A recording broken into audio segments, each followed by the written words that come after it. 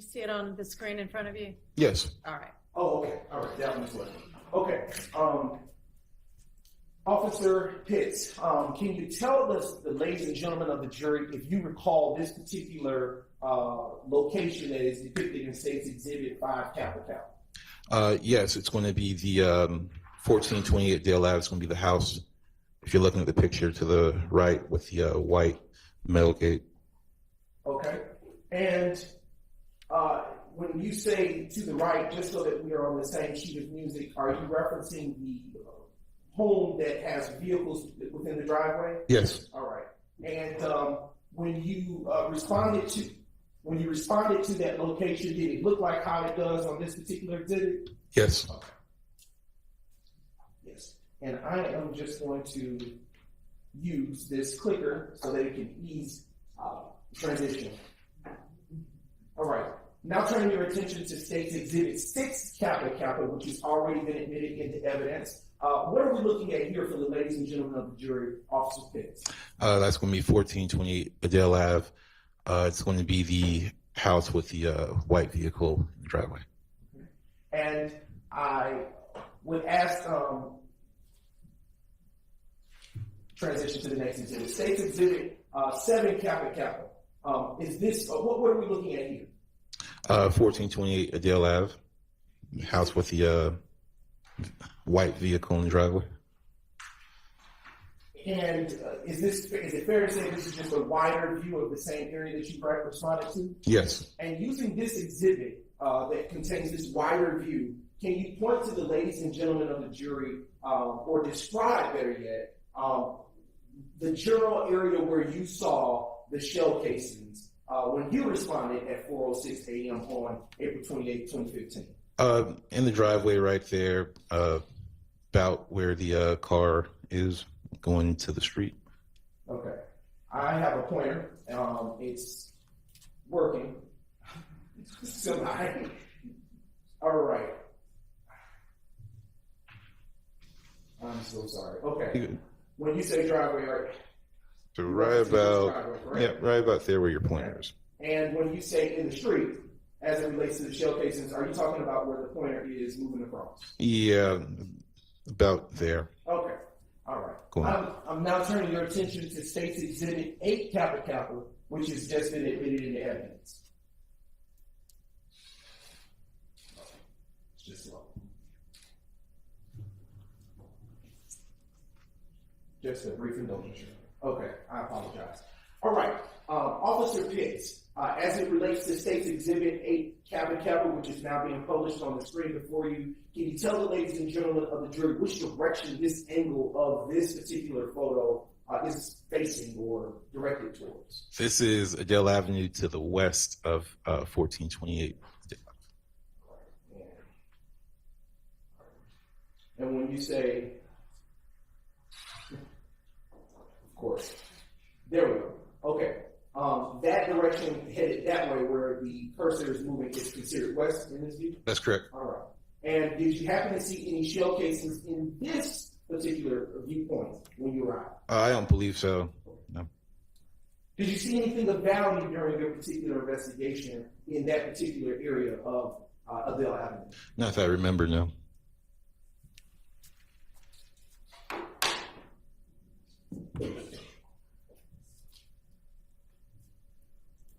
Earlier, you spoke about you saw shell casings, and I want to continue to probe on that. Do you recall the amount of shell casings that you saw at the scene of the incident? About 32. Okay.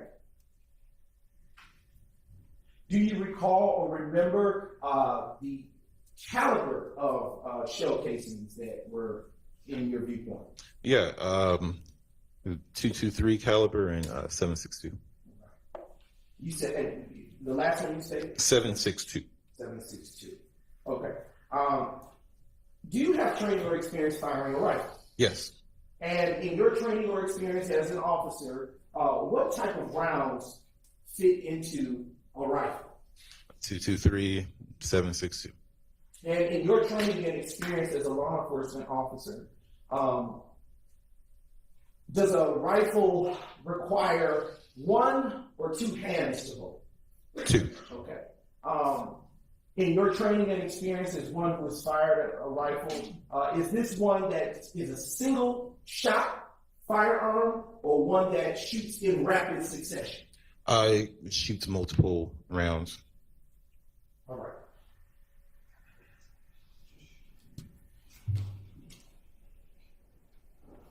Just a brief indulgence, Your Honor.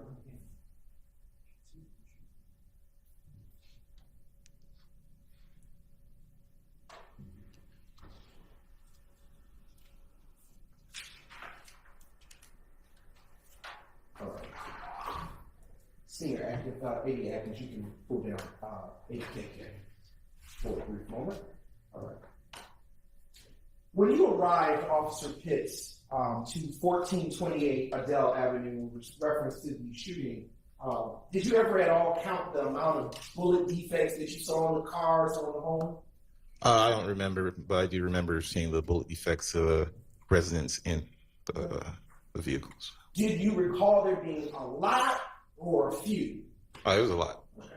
Were all of the defects that you saw when you responded, did they appear to be fresh? Yes. All right. And in your training and experience as a law enforcement officer, how do you distinguish what is fresh versus which is old in terms of bullet defects? You're going to have, when you have fresh damage from bullet holes, you'll have smaller microparticles from the material still scattered about on the surface of whatever you're looking at. And these microparticles that you're describing, are they microparticles from the object or material that has been defected by Yes. the bullet, or is part microparticles from the bullet itself? It's going to be from wherever the object was that was struck. And is it fair to say that these microparticles that you're describing, that they're small, are they? Yes. But based on your training and experience, it's fair to say that you know what to look for. Yes. Is it also fair to say that you've seen multiple such types of... I can rephrase, John. All right. Have you seen multiple defects of property before? Yes. All right. And is that what informs your ability to, is it fair to say that is what informs your ability to look for such microparticles in other crime scenes? Yes.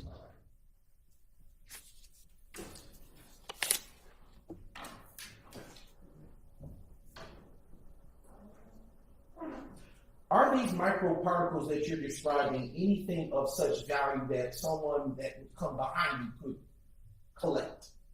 I don't understand that. Let me rephrase. Is that something that you would normally collect, microparticles? No. Okay. Does it have any value outside of you being able to detect whether the bullet defects are old or new? No. Okay. All right.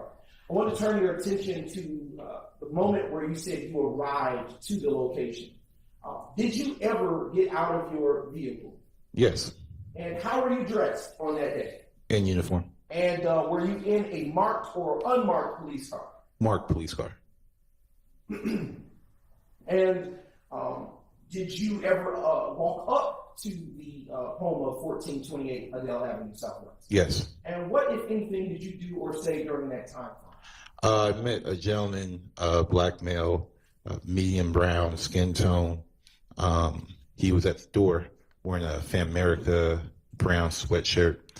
I asked him if he had been injured. He said that he had not been. I'm going to object to the hearsay. Sustained. Your Honor, if I may respond. This is the course of an active investigation, and this is the effect on the listener. It informs what will come next. Just move on to your next question. Sure thing, Your Honor. All right. I'll move on to the next question for you. This individual that you described, you just provided a description. Was he tall or short? I can't remember. Okay. Do you recall if he was taller than you? I don't think he was, no. And you described the shirt he was wearing that you said had Famerica on it somewhere. Is that correct? That's correct. And when you saw that shirt, did it have any value to you when you saw that name? Famerica at the time was a prominent gang in the area. I'm going to object as to improper foundation and move to strike. Can you lay the foundation? Sure. I can ask a few preliminary questions, John. Sure thing. What training or experience do you have with gangs in that area? Plenty of experience. Sometimes that we get information from investigators to keep an eye out for this type of clothing or this type of coloring or these type of tattoos that would indicate gang affiliation. Okay, and was that your first time seeing? Excuse me. I'm going to object to that testimony again and ask it to be struck. It violates our ability, the confrontation clause, our ability to question where this information is coming from. It is hearsay. I would ask that answer be struck. Your Honor, Overruled. Okay. You can continue with your answer if you had any. That was it. Okay. All right. And with that particular background in mind, was this incident to which you responded the first such time that you had ever seen such indicators of clothing as you described? Yes, I believe so. Okay. All right. And your experience, based on what you had learned prior to that moment in your training, did that language on that sweatshirt have any value to you as a law enforcement officer with such training and background? Your Honor, Yes. I would renew my objection. Indicate there's not proper foundation that's been laid. I'm sustained at this point. Okay. All right.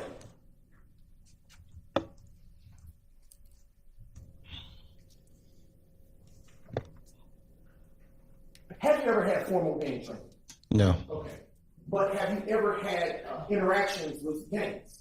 Yes. And have you come to learn prior to April 28, 2015,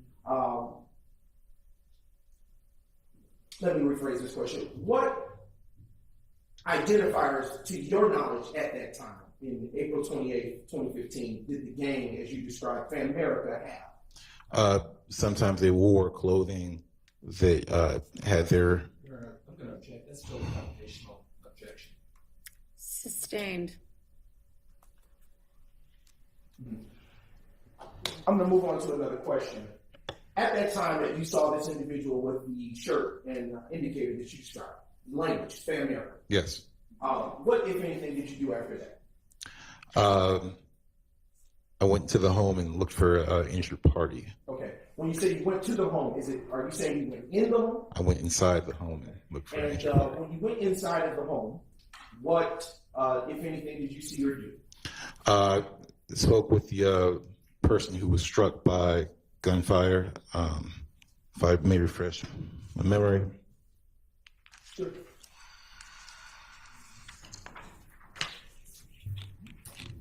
The victim, Denise Renee Bell.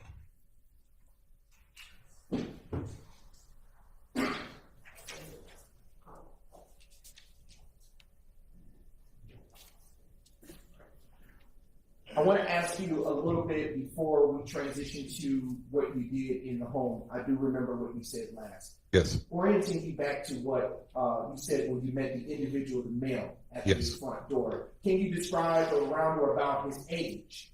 He looked to be in his mid to upper 20s. Okay.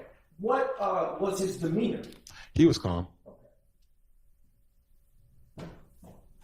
And when you entered the home, did you actually, in fact, see an injured party? Yes. And where about in the home do you recall her being? She was in a rear room of the residence. Did you ever get a name for her? Yes. Her name was Denise Renee Bell.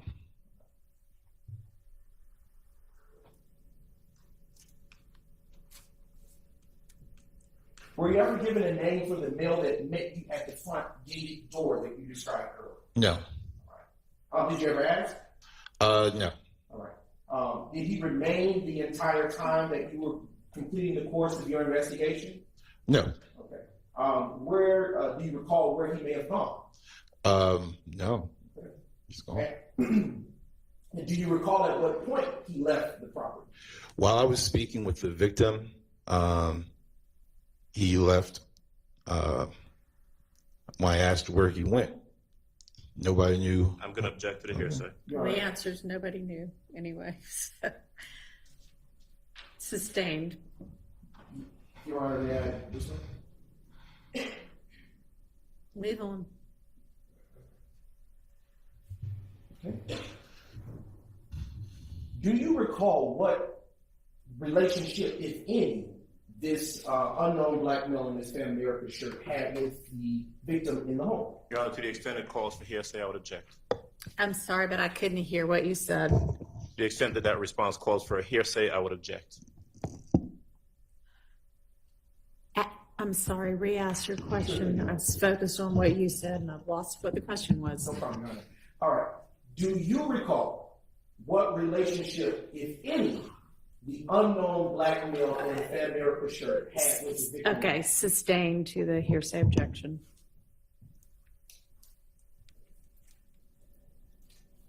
Do you know if he resided at that location? No.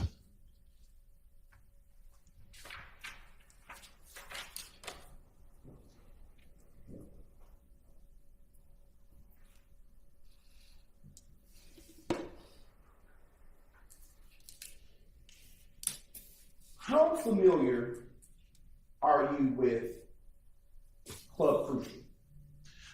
Fairly familiar. All right.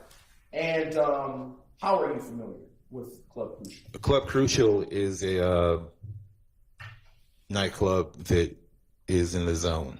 It's on Bankhead, down at Lee Hollywood Parkway. When you say the zone, what zone are you referencing? Zone 1.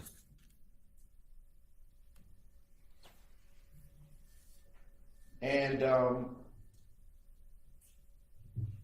being that it was in the zone, is it fair to say that you would pass by there? Yes. Okay. And how often would you be in that area, specifically where Club Crucial is located? Typically, we would patrol and post up outside the club, opposite side of the street, when it's in operation. Okay. Why would you post up across the street from Club Crucial? Sometimes it does attract a rowdy crowd. And how often would you post up? Every night was open. Okay. And how often, to your knowledge, would it be open?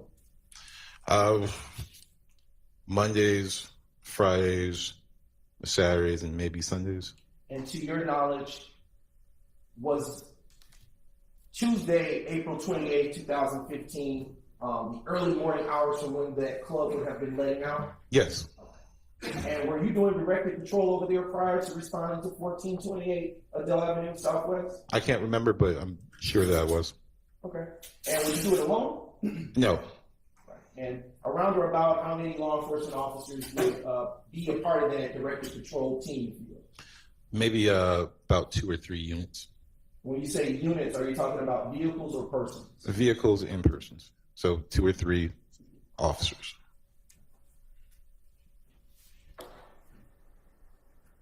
And do you know the hours, if you recall roughly about the hours of operation, not the days, but the hours of operation for Club Crucial? I recall that it closes at about 3.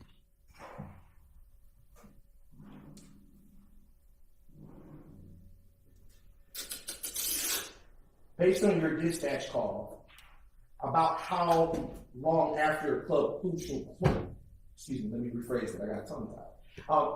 Based on your dispatch call, about how long after Club Crucial formally closed did this gunshots fired call come in?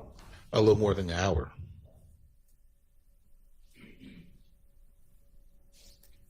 About how far, to your knowledge, is Club Crucial from 1428 Adele Avenue Southwest? 1428 Adele Avenue is probably a few miles south of Crucial, maybe about 3 or 4.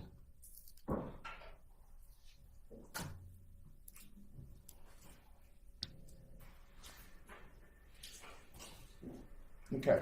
Are you familiar with an Officer Clinton Hayes? Yes. All right. And are you familiar with him having patrolled in that particular zone? Yes. And do you know if he would have been patrolling in that zone around or about the time you were assigned to it? If we were both working that night, then he probably was, yes. And would he have also been one who is I'll rephrase that question. Actually, we'll discard that question. Do you know if he was doing directed patrol on that particular day? I can't remember. Okay. To your knowledge, what was the busiest night for Club Preaching? Objection, relevance. Very relevant, huh? Overruled. Mondays and I believe Saturdays. I am now showing you what has been previously admitted as states exhibits 2 Tango through 6 Tango, and they will be published on the screen.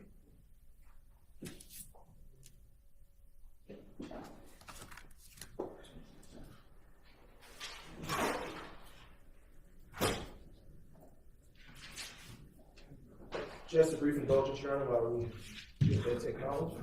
No problem.